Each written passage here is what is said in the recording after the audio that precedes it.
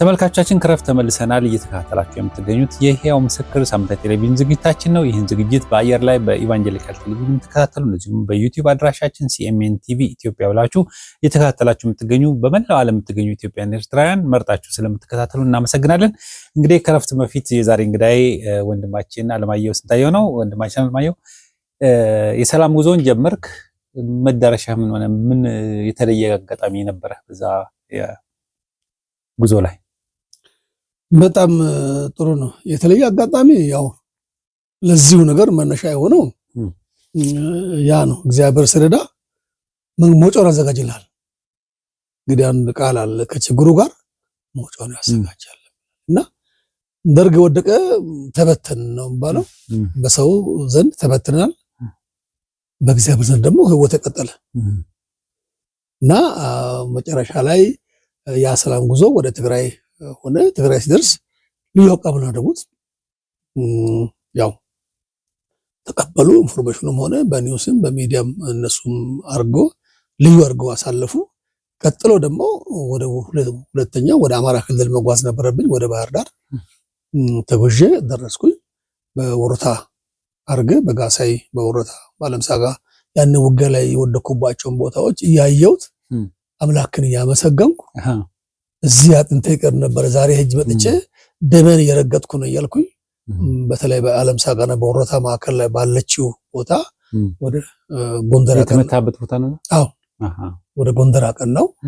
ጎንደር ደረስኩኝ። ከጎንደር ወደ ላይ ተመለስኩኝ ወደ ባህር ዳር። ባህር ዳር ስገባ እንግዲህ አቶ አዲሱ ለገሰ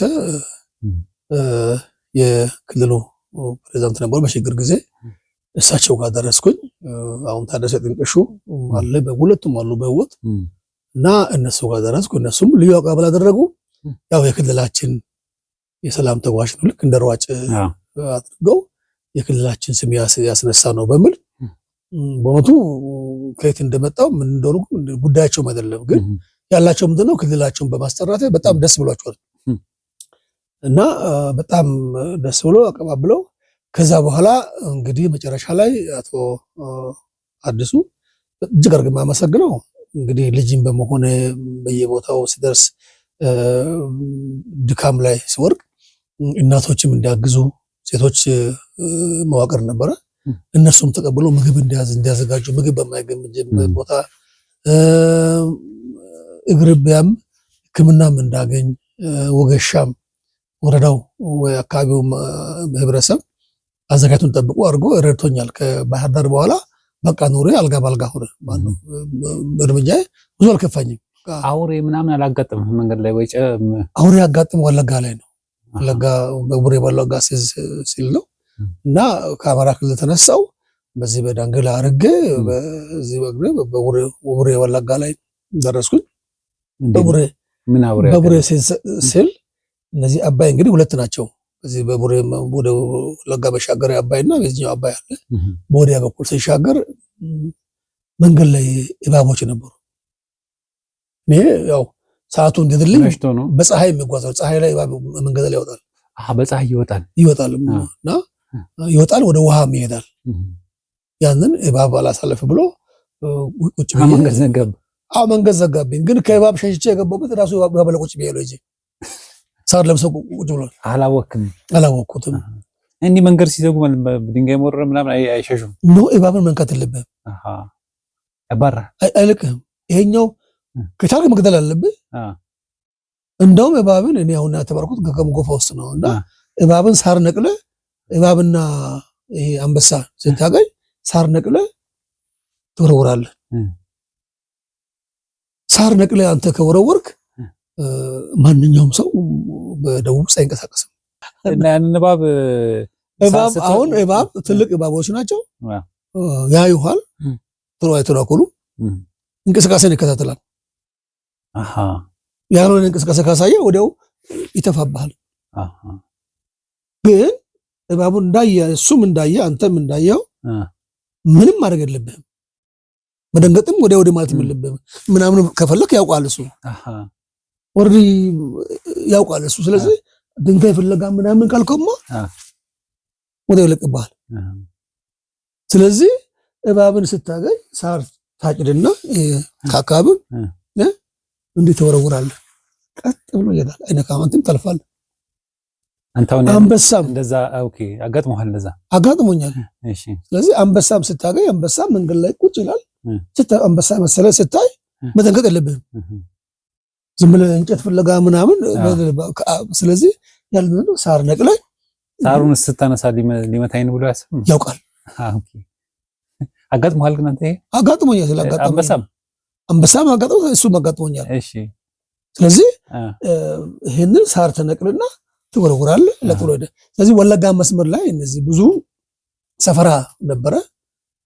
እዛ ለመድረስ እነዚህ ጦር ለብሰው ከዚህ በላይ ምንም አይለብሱ፣ እዚች ጋር ብቻ እርስ ስጋቸው መሸፍኑ፣ ሴቱም ወንዱም ነበር እዛ አካባቢና ሩቅ ቦታ ይመጣሉ እነሱ እና ሰፈራ አካባቢ ነው።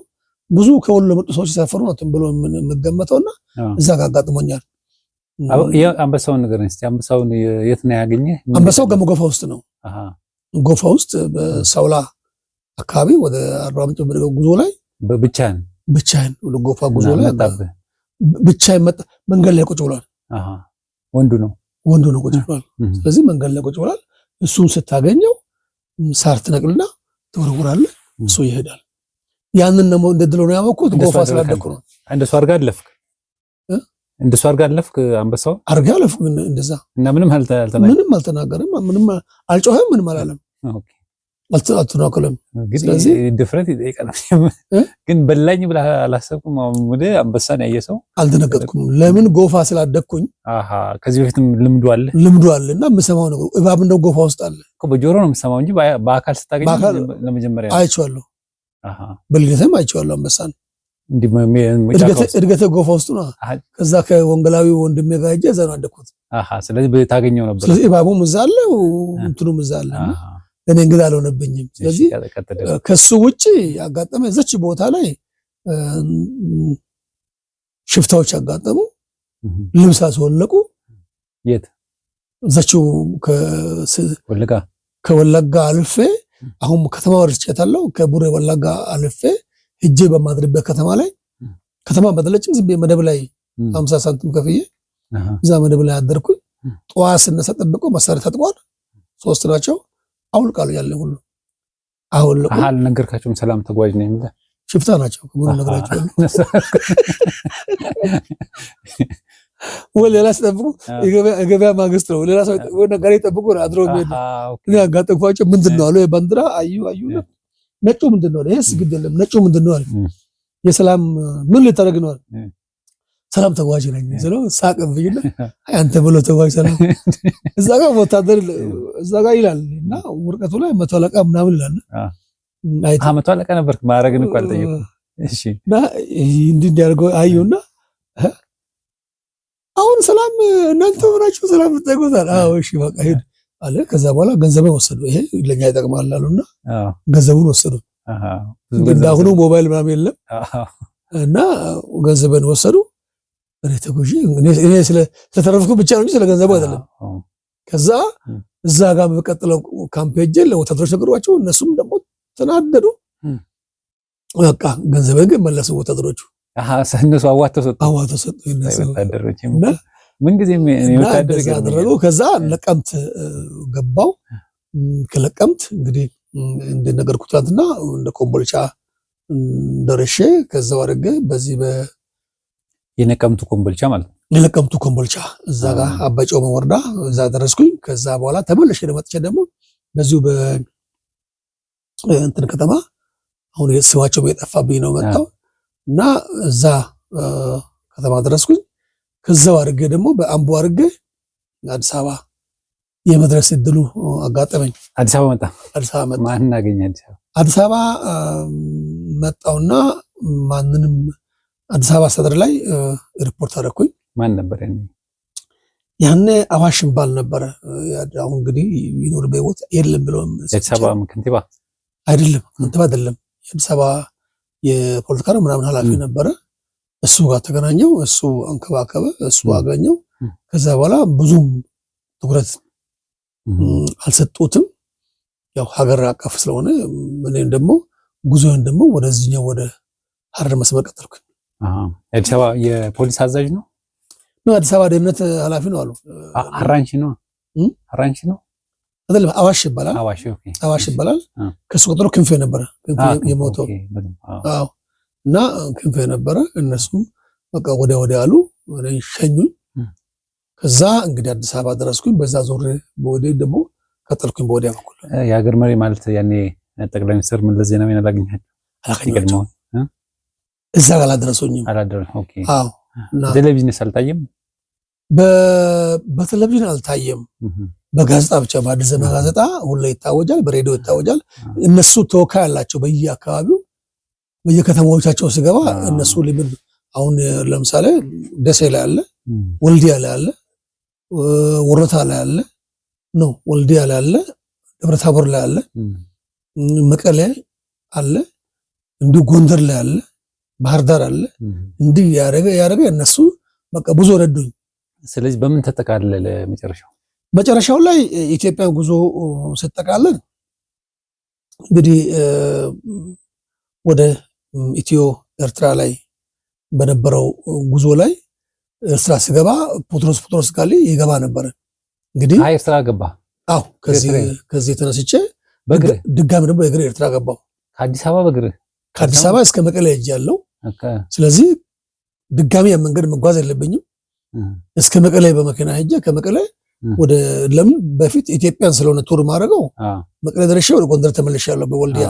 አዲስ አበባ ድረስ ስትመጣ ግን በእግር ነው የመጣሁት። ከዛ ከአዲስ አበባ እንደገና መቀሌ በመኪና ሄድኩኝ። ከመቀሌ ጀምሬ ቀጥታ እዛ መቀሌ አስተዳደር አሳውቄ እነሱም ድጋሚ ተረከቡ፣ ወደዛ ሸኙ። የሽግግር ጊዜያቸው ነበር፣ ይሄ የሬፈረንደም ጊዜያቸው ነበረ። አጋጣሚ ሆኖ ጴጥሮስ ጋሊ እዛ የዛን ጊዜ የአለመንትን ነበር መሰለኝ እና እሱ ነበር የገባው። የዛን ጊዜ እዛ ገባው ደረስኩት። ሰላም ተጓዥ ሆኜ በጣም ደስ አላቸው። በወቅቱ ያው ተንኩል ልብል እንጂ ለምን እላለሁ፣ ደግ አደረገ ሰው ማመስገን አለብኝ እና በደንብ ተቀበሉ፣ አሳረፉ፣ ሕክምና እርዳታ ማደረጉ፣ ለድካሙ ምናሉ እረፍት ጊዜም ሰጡ። ከዛ በኋላ ያንን ትዝብት ያው ህዝቡ እንዴት እንደጣለ ሬፈረንደሙን ለማየት በቅቻለሁ እና ያ ትዝ ይለኛል የዛ ወቅት የነበረው ሁኔታ። አሁን የቆየው ምንም የበሰልኩ ሲሄድ በጣም ግርም ነገር ነበረ እና ህዝቡ ያው ያለመረጋጋት የለም። አሁን እንግዲህ አንተ ኤርትራ እንዳትገነጠል ስትዋጋ ነበር። አሁን ደግሞ ሪፈረንደም ሲደረግ እዛ አጋጣሚ ደረስኩኝ። እዛ ሁለት ቦክሶች ነበሩ፣ ባርነትና ነፃነት የሚባሉ ቦክሶች ነበሩ እና ትዝ ይሉኛልና ባርነትን ፈልግ ማንም ባርነት አይፈልግም፣ ሌላ ጉዳይ ሌላ ሆኖ አይፈልግምና በዛ ላይ ስከቱ እዛ ነበርኩኝ። ከዛ እነሱ ጋር 15 ቀን በመቆየት እነሱም ደግሞ ሸኙ። ከነሱ ጋር ወጥቼ አጋጣሚ አዲስ አበባ ድረስ መጣው። አዲስ አበባ መጥቼ ጉዞዬን ደግሞ በዚሁ በቅርብ ሀገር ደግሞ ካርቱም ነበርኩ። ካርቱም ነበርኩ በእግሬ አዲስ አበባ ካርቱም በዚህ በጎንደር መስመር እና በእግር ገባህ እዛ? በእግር ገባሁ እዛ። ስለዚህ እኚሁ ሰራዊቶች እስከ ድንበር ድረስ አደረጉ። ከዛ እነሱም ደግሞ ተቀበሉ፣ ሸኙ፣ ደረሱ። ከዛ ዞር ስመጣ ምን ደረሰ? የኤርትራ የውሳኔ ቀን ደረሰ። በሪፈረንደሙ አልቆ ውሳኔ ቀን ደረሰ፣ ውጤት የሚታወቅበት። አዎ የዛን ጊዜ አጋጣሚ የወጣቶች መሪ ነበረ እና ጋበዘኝ እዛ ላይ እንድገኝ አስመራ በዓሉ ላይ አስመራ እና አጋጣሚ ሆኖ የኢትዮጵያ መሪዎች ሁሉ ያላገኟቸው መሪዎች የሉም በወቅቱ የነበሩትን እዛ ሄዱትን እና እነሱ ጋር ደረስኩ። እነሱ ጋር ተገናኘው። ከዛ በኋላ አቶ መለስን የማግኘት ድል እዛ አጋጠመኝ። እዛ አስመራ ማለት ነው። ራሱ ኢሳያስ ነው አቶ መለስ ጋር ያገናኘኝ። ልጆች ይዝ ናቸው በሚል ያው ትልቅ ጌታን ያመሰግኛለሁ። ለምን ያ ሁሉ ነገር የተደረገበትን ያ ሁሉ ነገር ሳየው ለዚህ ነው ወይ ያ ሁሉ ሰው የሞተው በአንድ ሰዓት ውስጥ ሰሎሞን ሊያልቅ ያ ሁሉ ሰው ያ ሁሉ ዓመት የተዋጋ ነው ለዚህ ነው የሚል ላይ ደርሻለሁ። በኋላ ደግሞ ፍቅራቸው አልቆ ስጣሉን ደርሻለሁ እና በዚህ ላይ ትልቅ ነገር አይቻለሁ ብዬ ነው የምገምተውና አንድ ሪፈረንደም አይቻለሁ። ሁለት ደግሞ በስገረጠሉ እዛው ቆም የዓለም መሪዎች የተለያዩ ሰዎች መጥተው ንግግራቸውን ትዝ ከሚለኝ ደግሞ አንዱ አቶ መለስ በአማርኛ መናገር ሲጀምር አስቆሙት። አስቆሙት። ማን ያስቆሙት? የህዝቡ ጩኸት። ህዝቡ ኦኬ እሺ። በትግርኛ ቀጠለ። አየህ እሱ ኢትዮጵያን ወክላለሁ ብሎ ነው በአማርኛ መናገር የነበረውና አስቆሙትና በትግርኛ ቀጠለ። የሚገርም እና ያን ሁሉ አየሁ። እዛ ነበርክ? እዛው ትሪቡን ላይ ነበርኩና ከዛ በኋላ ሲወጡ ኢሳያስ እና አሁን ታስሯል አሉ። ወደ ሸሪፉ ባል ውጭ ጉዳይ ሚኒስትራቸው ነበረ። እሱ አቶ ኢሳያስ ጋር ተጋርጎ ስል ተጨበጣቸው። አቶ መለስ ጎን ነበርና ይሄው ልጆች እኮ ናቸው ብሎ አስተዋወቀ። ከኔ ጋር ሁለት ነበሩ። ልጅ ገረማቸውና በርቱ በርቱ በርቱ በርቱ ከየት ክልል ነው አለ። እኔም ደግሞ ከአማራ ክልል አልኩት። ስትመጡ እኔ ጋር እንድትመጡ በቃ አለ።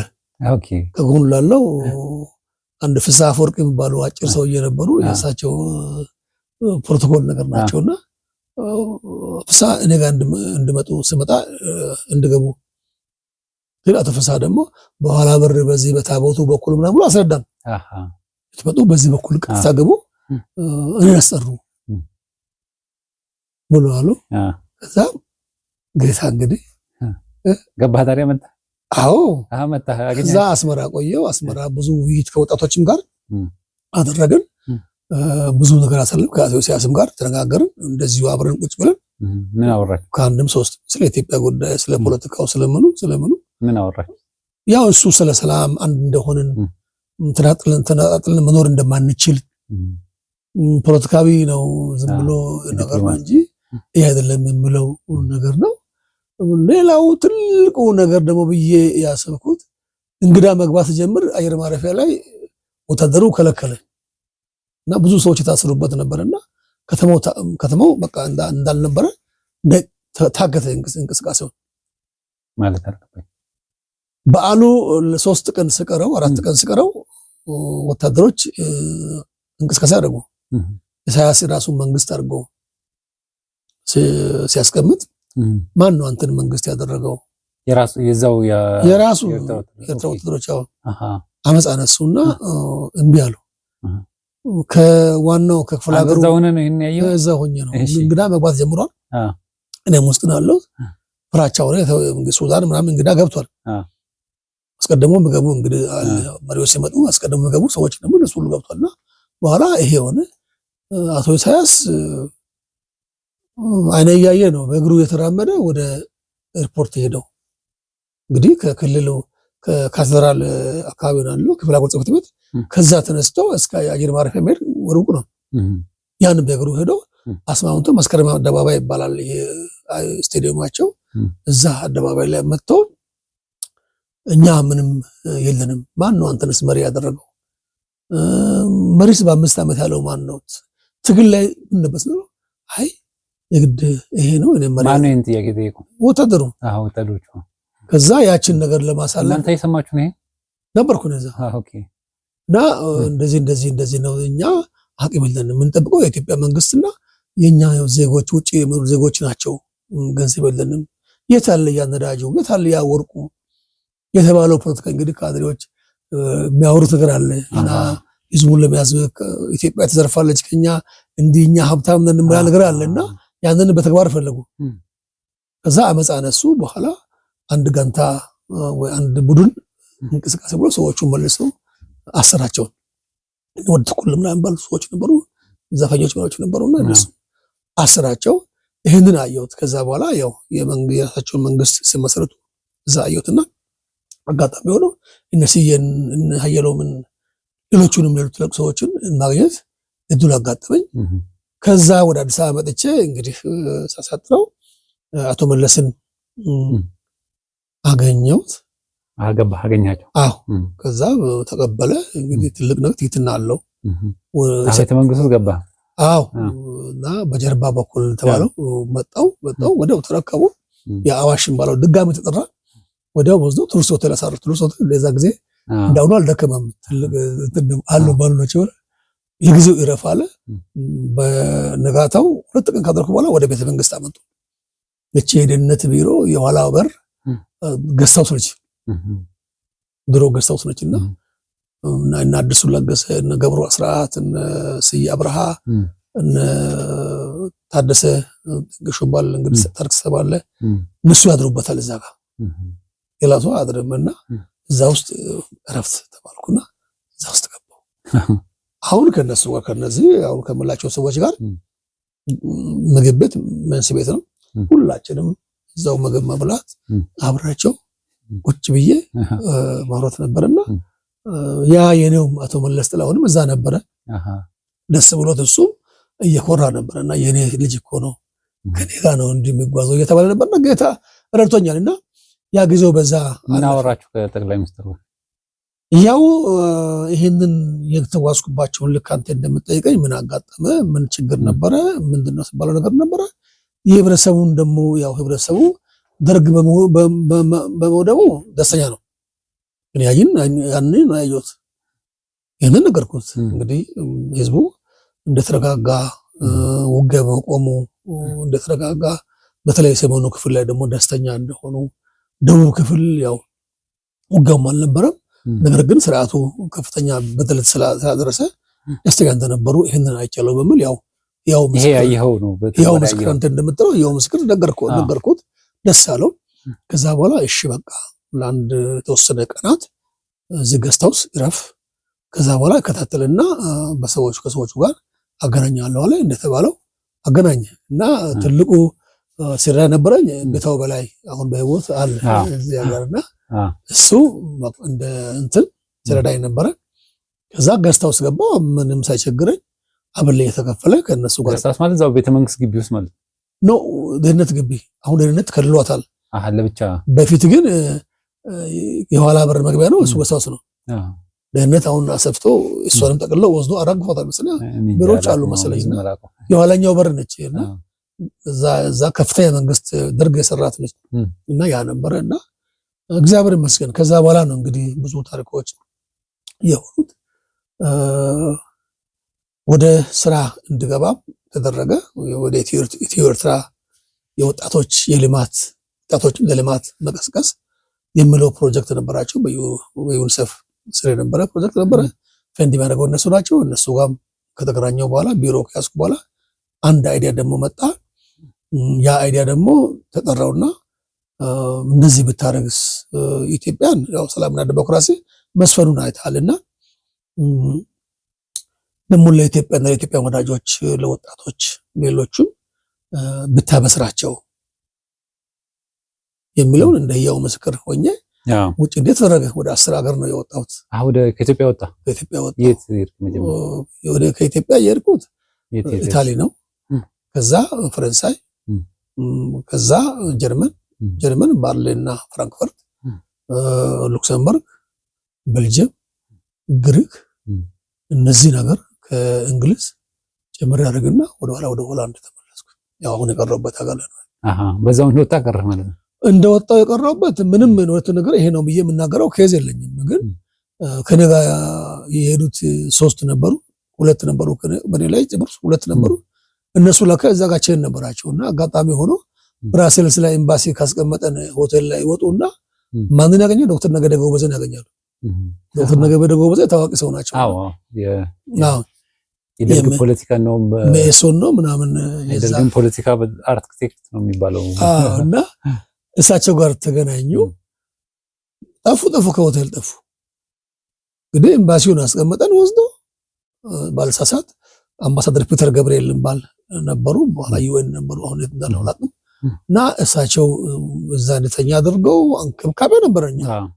ወደ 24 ኪሎ ሜትር ነው አውጥቶ ያስገቡን እዛ የሆነች ከተማ ላይ እና እዛ ነበር። ከዛ እነሱ ወጥቶ ጠፉ። በሶስተኛው ቀን እኔም የምሄድበት ጠፋ። እኔንም መጥቶ ደግሞ ተረለቀቁብኝ። ምክንያቱም አንተንም ይገሉዋል ብትሄድ አንተ እኮ እንደዚህ ሲባል እንደ አንተን አሁን እኔ ነኝ እንግዲህ አብሬያቸው ግሩፕ እንደመሪ የምንቀሳቀሰውና አውቀህ ጥለህ መጣ ብሏል። እዚህ ትምህርት ትማራለህ ልጅ ነህ በሚል እዛንም አቃስቀሩ።